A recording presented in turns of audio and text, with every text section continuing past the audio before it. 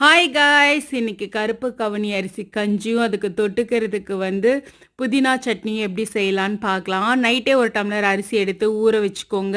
அதை மார்னிங் மிக்சியில் போட்டு கொரன்னு அரைச்சி எடுத்துட்டு ஒரு பாத்திரத்தில் தண்ணியை வச்சு அது நல்லா கொதிச்சதுக்கப்புறம் இதை போட்டுட்டு அதில் கொஞ்சம் உப்பு, கொஞ்சம் சீரகம், ஒரு 2-3 பல்லு பூண்டு இதெல்லாம் போட்டு அதை நல்லா கிண்டி விட்டுட்டே இருக்கணும். ஒரு 10 மினிட்ஸ் கிண்டி விட்டுட்டே இருந்தீங்கன்னா கஞ்சி ரெடி ஆகிடும். அது ஆறுனதுக்கப்புறம் அதில் மோர் கலந்து கொஞ்சம் வெங்காயம் போட்டுக்கிட்டீங்க அப்படின்னா சூப்பராக இருக்கும் குடிக்கிறதுக்கு. அதுக்கு தொட்டுக்கிறதுக்கு ஒரு துவையல் பார்த்தீங்கன்னா புதினா, கொத்தமல்லி ரெண்டுமே எடுத்துட்டு கடலப்பருப்பு, உளுந்தம்பருப்பு, காஞ்ச மிளகா, ஒரு 2 பச்சை மிளகா இதெல்லாம் போட்டு நல்லா வதக்கிட்டு அதோட வெங்காயம், பூண்டு, தேங்காய், புளி இதெல்லாம் போட்டு நல்லா வதக்கிக்கணும். வதக்கிட்டு மிக்சியில் போட்டு அரைச்சிங்க அப்படின்னா புதினா சட்னி ரெடி.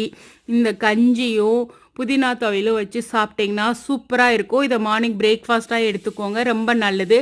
நீங்களும் ட்ரை பண்ணி பாருங்கள்.